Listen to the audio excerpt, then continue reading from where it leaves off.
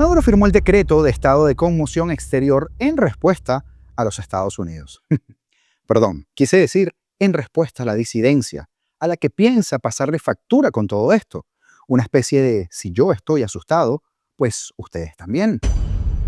Y detienen a otro colaborador de 20 Venezuela en Trujillo, mientras María Corina Machado pedía al Papa que intercediera por los presos políticos.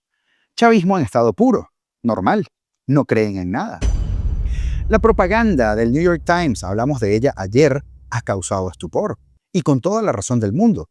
Ayer intentaron hacer control de daños, pero ¿qué va? Como decimos en criollo, a otro perro con ese hueso. Francisco Santos, sobre decisión de Estados Unidos de cancelarle la visa al presidente Petro, al guerrillo, ha dicho: Petro no representa los intereses de Colombia y además su canciller ha renunciado a su visa. Pero el chiste se cuenta solo y ya le explico.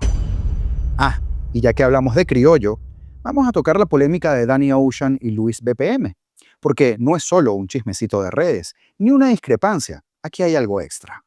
Pues de eso y más hablamos el día de hoy, martes 30 de septiembre. Yo soy Augusto Navarro y esto es Apolítico. Comenzamos.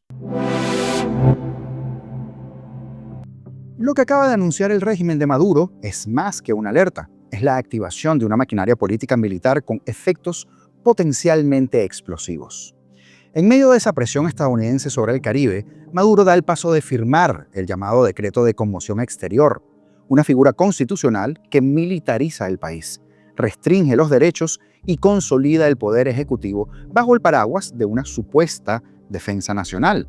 Nadie está atacando a Venezuela. Hay un operativo para neutralizar a los narcoterroristas, que no son ni usted ni yo. Todos sabemos los rostros del crimen organizado. El régimen no lo hizo como anteayer. Maduro primero llegó al micrófono asegurando que tenía listo ese decreto, que estaba en sus manos. Prometió deliberación, consultas, legitimidad institucional, pero como suele hacerlo, el discurso y la realidad se separaron. El decreto avanzó sin que el condicional que Maduro mencionó se cumpliera.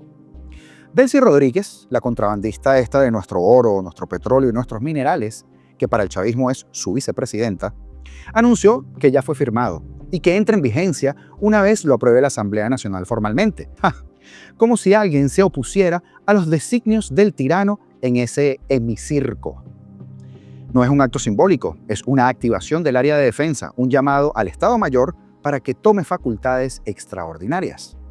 Maduro había hecho la propuesta y, como siempre, mintió sobre el decreto o sobre el condicional de este decreto, porque dijo tenerlo en la mano con un fin específico. Pero ese condicional no sucedió nunca, y de cualquier manera procedió a hacer lo que le da la gana, para variar. El texto auténtico del decreto de conmoción exterior, que como instrumento constitucional tengo en mi mano por si la patria es agredida militarmente, cosa que esperamos con el favor de Dios no ocurra. Este decreto permite a Maduro movilizar fuerzas armadas en todo el territorio, controlar los servicios públicos estratégicos y hasta asumir el control sobre la industria petrolera en caso de intervención militar, cosa que de facto tienen todo. La medida tendría una duración inicial de 90 días, renovables por otros 90 con permisos del Parlamento, pero otro chiste más, ¿verdad? Se ampara en el artículo 338 de la Constitución venezolana, que contempla este mecanismo legal en situaciones de conflicto externo que pongan en peligro la seguridad nacional. En su aplicación práctica podría implicar restricciones temporales a garantías constitucionales, con excepción de derechos fundamentales, en el papel, ¿no? Suspensiones de libertades de tránsito, de movilización militar y decisiones extraordinarias sobre medios de comunicación y orden público. ¡Qué locura!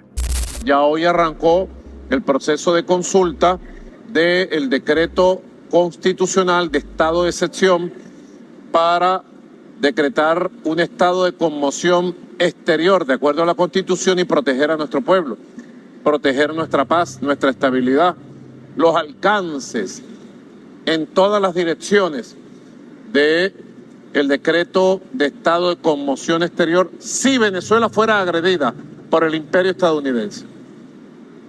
Agredida militarmente, porque todo el mundo sabe, hemos sido agredidos económicamente y hemos salido para adelante, hemos sido agredidos psicológica y políticamente y hemos salido adelante. hemos sido agredidos diplomáticamente y lo que vamos es para adelante.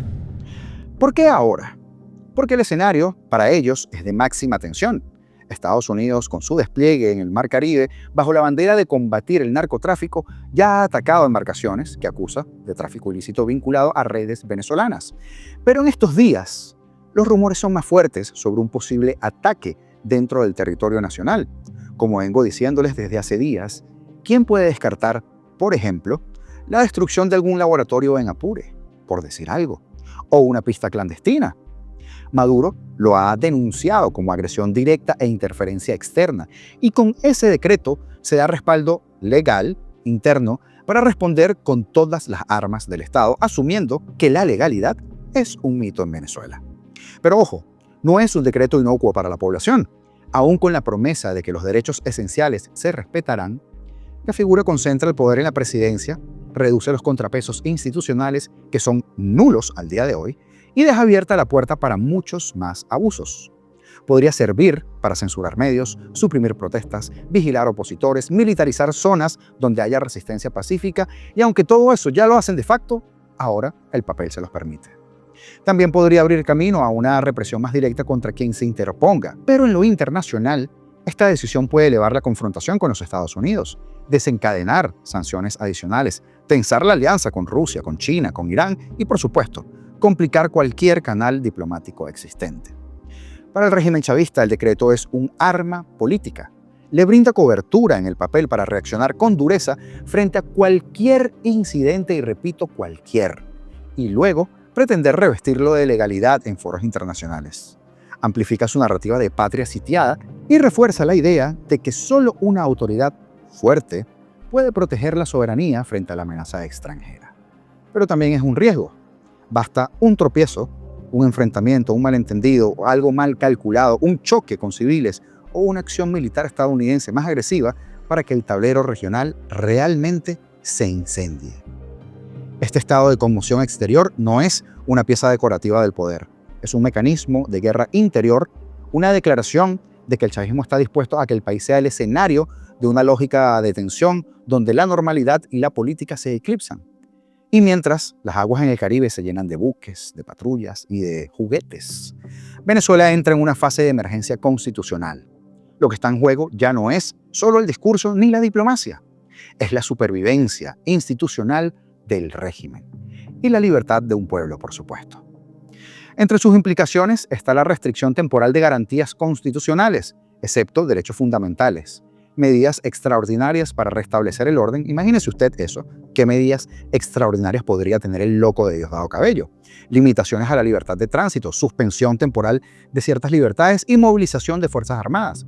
Pero en palabras simples, es una carta abierta, una especie de semáforo con luz verde para que haga lo que se le dé la gana, que de plano es lo que siempre ha hecho, sin importar pisotear la Constitución y con el aval de unas instituciones prostituidas en donde nadie tiene voz propia y todo se dicta con la bota en el cuello.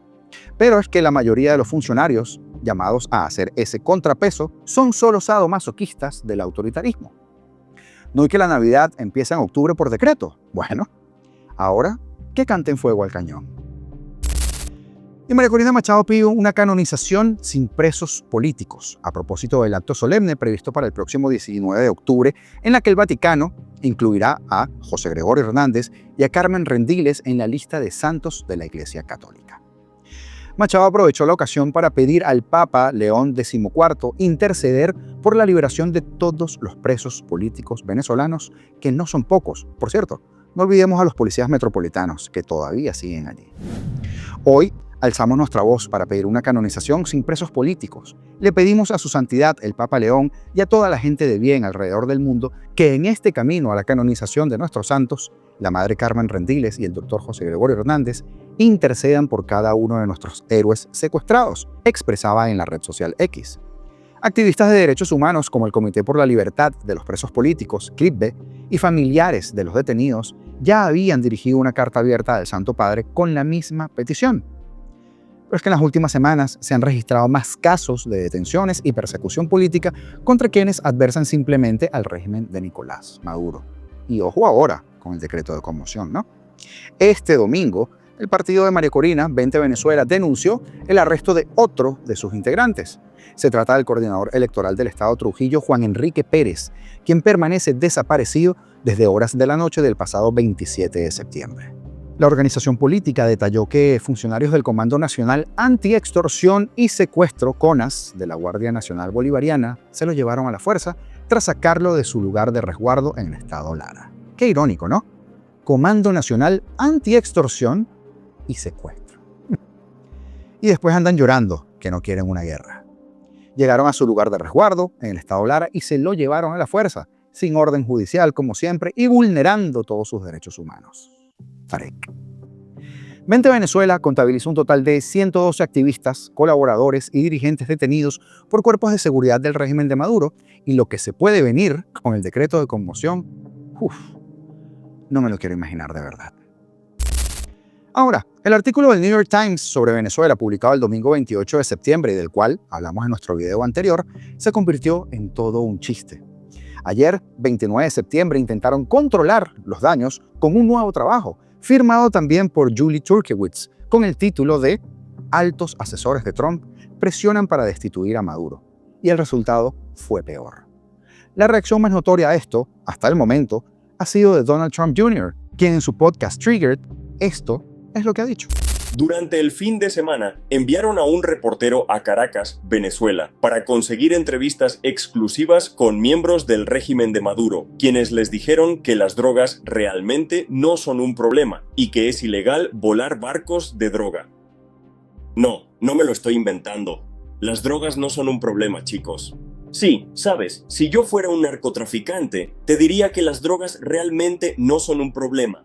Yo diría, ¿sabes qué? Debería ser ilegal volar nuestros barcos de droga y los millones que estamos haciendo mientras matamos estadounidenses con fentanilo y la plaga que esto genera.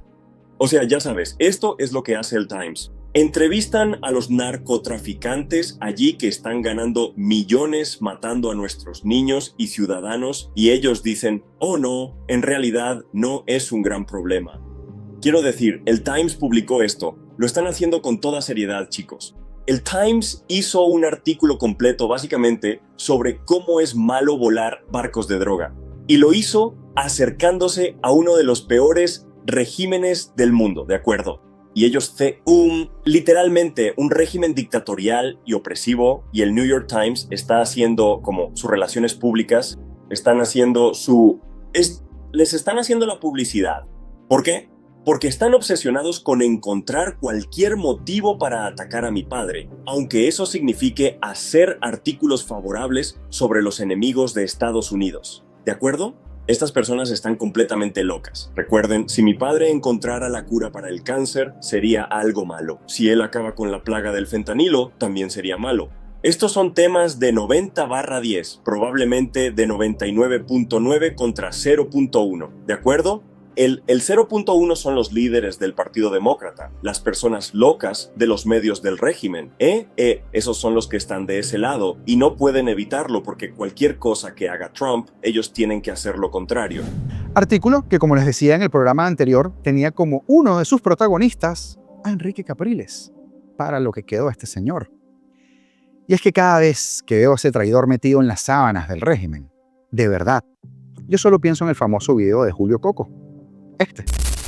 Y te lo digo a ti, Capriles, volviste a suspender una marcha al CNE que tú sabías que podía terminar en un cambio de presidente. Tú eres un cobarde, mamá. Porque nosotros íbamos para esa y de nuevo cometimos el error de creerte malnacido. Porque te creímos de buena fe, ¿vale? Y lamentablemente en la Mesa de Unidad Democrática hay una cuerda de tontos que no tienen la capacidad ni el coraje de decirte que eres un gafo. Y te lo digo aquí.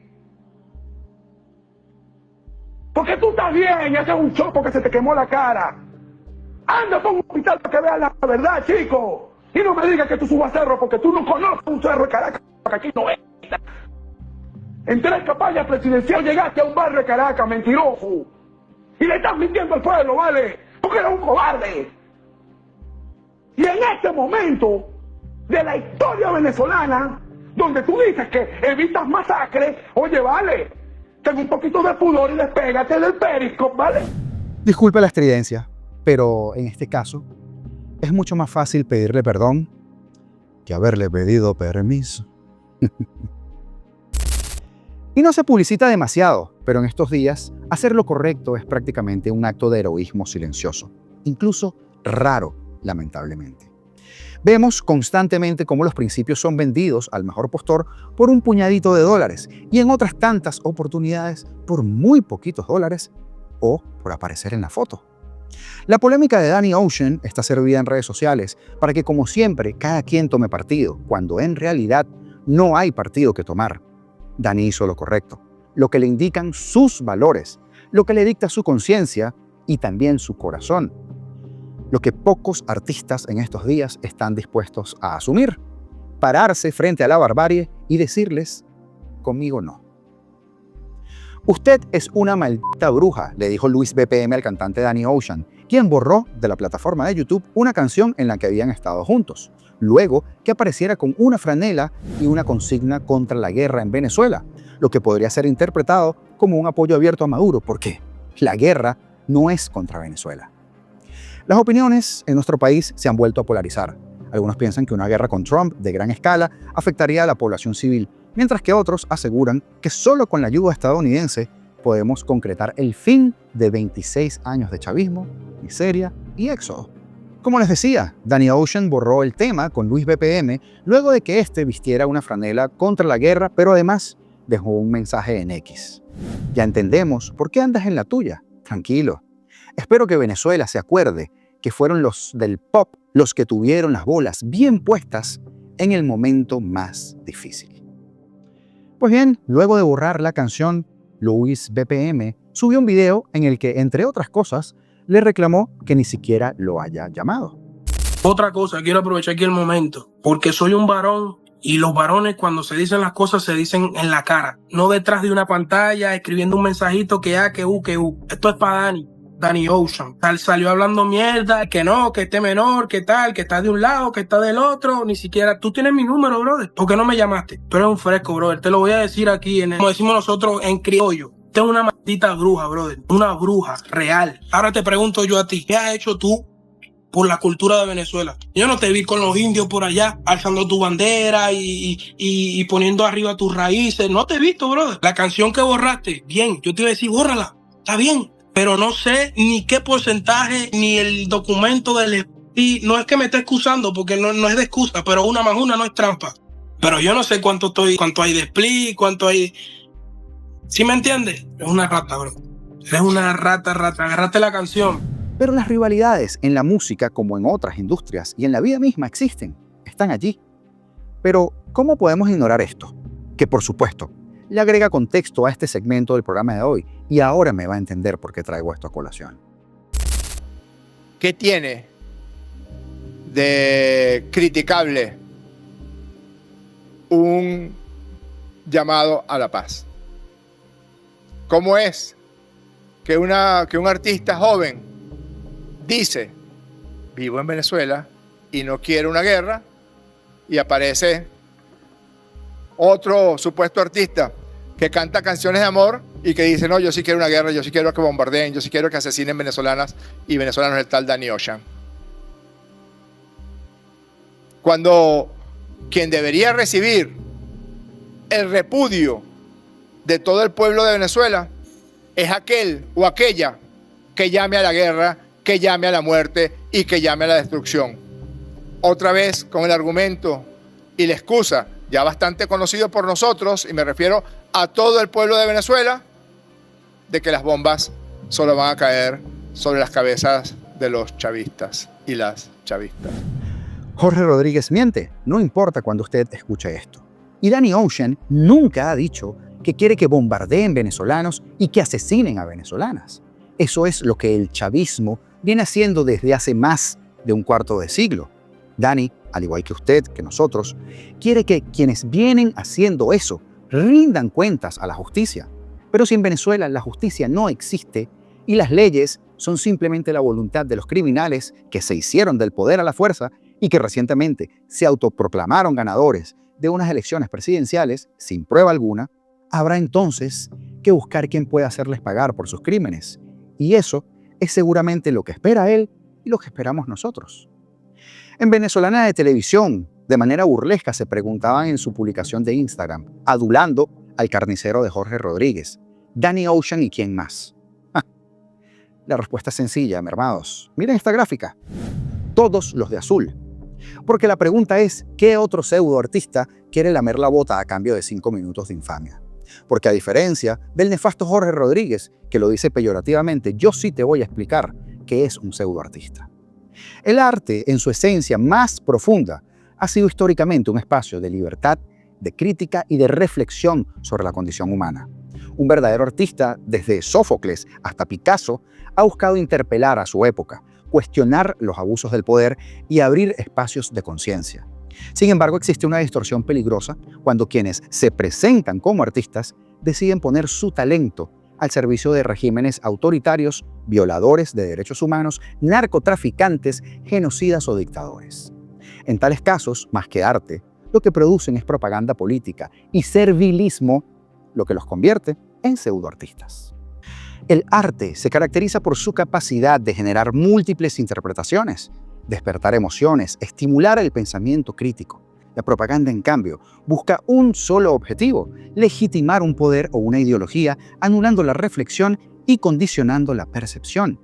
Cuando un creador adapta su obra para glorificar regímenes represivos como el de Venezuela, con su historial de censura, de represión, de violaciones sistemáticas de derechos humanos, está renunciando al principio fundamental del arte, la libertad. Se convierte en un eco de la maquinaria propagandística y, en consecuencia, en un instrumento servil. Muchos pseudoartistas justifican su postura alegando compromiso político o lucha contra el imperialismo. Sin embargo, en la práctica, lo que realizan es una defensa acrítica de gobiernos autoritarios, convirtiéndose en voceros voluntarios de quienes encarcelan periodistas, asesinan opositores o condenan a su pueblo a la miseria.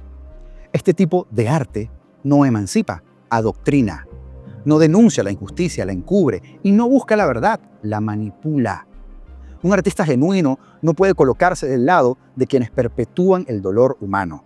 Y al apoyar a dictadores y narcotraficantes, traicionan no solo a las víctimas de esos regímenes, sino también a la tradición histórica del arte como un espacio de resistencia frente a la opresión. El silencio ya es cómplice, pero la glorificación activa es aún más grave.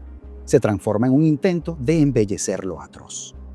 Así, quien aplaude a un asesino desde un escenario, quien pinta murales justificando la represión o quien compone canciones alabando al poder tiránico, no está creando arte, sino contribuyendo a un simulacro estético diseñado para lavar la imagen del verdugo. El verdadero arte es, por naturaleza, un acto de valentía, porque se atreve a confrontar a la injusticia y abrir caminos de esperanza. El pseudoartista, en cambio, es aquel que abdica de su responsabilidad crítica y se pone al servicio de la propaganda. En lugar de ser un creador libre, se convierte en un engranaje más de la maquinaria de opresión. Por eso, el que defiende con su obra regímenes asesinos y represores no merece el título de artista. Es, en realidad, un propagandista servil disfrazado de creador. Pablo Picasso denunció los horrores de la Guerra Civil Española en su obra Guernica, convirtiéndose en un símbolo universal en contra de la barbarie. George Orwell terminó siendo un crítico feroz del totalitarismo comunista. Sus obras Rebelión en la Granja en 1984 son alegorías directas contra el estalinismo, denunciando el culto a la personalidad, a la censura y a la manipulación ideológica. Al chavismo, por ejemplo. Hoy es leído tanto por liberales como por conservadores, y ojalá esos libros fueran de lectura obligatoria en los liceos. El community manager de Venezolana de Televisión no se hubiera atrevido a preguntar esa estupidez, pero es que ese señor capaz ni fue al liceo. Vladimir Vysotsky, en la Unión Soviética, utilizó sus canciones para expresar la angustia de una sociedad oprimida, a pesar de la censura y del hostigamiento del régimen. Alexander Solzhenitsyn, y espero haberlo dicho bien, con Archipiélago Gulag reveló al mundo los crímenes del sistema soviético, enfrentándose al destierro y a la persecución. Su testimonio fue clave para que Occidente entendiera la magnitud de los crímenes del comunismo. Ai Weiwei, en la China contemporánea, ha denunciado con su obra la violación de derechos humanos, sufriendo prisión y exilio por no ceder ante el poder. Pero ahí tenemos al régimen defendiendo a Luis BPM, quien en su franela debió poner «Yo nunca he leído un libro y por eso repito como un loro». La conclusión de todo esto, que el reggaetonero chavista alguna conexión fuerte tiene, para que estos bichitos hayan salido a chillar tan duro, pero es que además es evidente que usaron al puberto y la franelita, que no apareció de la nada, para vender la narrativa piche que quieren vender. La guerra no es contra Venezuela ni contra el venezolano, es contra los terroristas de Estado. Francisco Santos, ex vicepresidente de Colombia y ex embajador de Colombia en los Estados Unidos, dijo en el programa La Tarde de NTN 24, el día de ayer, que el presidente Gustavo Petro no representa los intereses de Colombia. La afirmación de Santos se da luego de que el viernes Estados Unidos le cancelara la visa a Petro bien hecho, quien en Times Square, Nueva York, le pidió a los soldados estadounidenses desobedecer al presidente Donald Trump. Menuda locura. Estados Unidos dice claramente que Colombia es su aliado estratégico más importante porque sabe que el presidente se representa a él mismo. Pero Petro no representa los intereses de Colombia y no representa esa Colombia que sabe que Estados Unidos es importantísima, expresó Santos. El ex vicepresidente calificó de hipócrita la acción de Petro y además aseguró que el gobierno colombiano no existe en el entorno internacional, por lo que la canciller Yolanda Villavicencio, otra fantoche más, renuncia a su visa en solidaridad con Petro, pero no tiene ningún escenario posible ni ninguna relevancia a nivel global. Aunque no fue la única, porque Armando Benedetti propone que todo el gabinete de Petro renuncie a sus visas norteamericanas. Pero la respuesta de Christopher Landau, como siempre, precisa. ¿Cómo se renuncia a algo que no se tiene? Son unos zombies. Saludos especiales el día de hoy para Alex Williams, para Dionelly Duarte y para Jorge Noya por sus aportes al canal mediante los Super Thanks. De verdad que ayudan mucho a esta plataforma y al periodismo independiente. Al igual que a Isamar Terán, que lo tenía por ahí pendiente. Y a todos y cada uno de ustedes que interactúan con nuestro contenido. Por cierto, ya estábamos a esto de pasarnos en seguidores a Maduro, pero ya usted sabe. Como siempre les digo, señores, comentar, darle like a los videos, por supuesto, compartirlos, es gratis y además una excelente manera que pueden o que tienen para poder ayudarnos. Y es muy sencillo porque los botones están allí, es solo un clic. Si te aparece el botón de hype después del like, ese te lo vamos a pedir encarecidamente, porque como siempre les digo, es algo nuevo, experimental de YouTube, que no le aparece a todo el mundo y que además nos ayuda muchísimo para seguir creciendo a nosotros, los creadores más pequeños. Todo está a punto de cambiar. Les iba a decir como siempre, si crees que no, todo está a punto de cambiar. Así que suscríbete para que sigamos peleando juntos. Libertad o nada, porque seremos libres.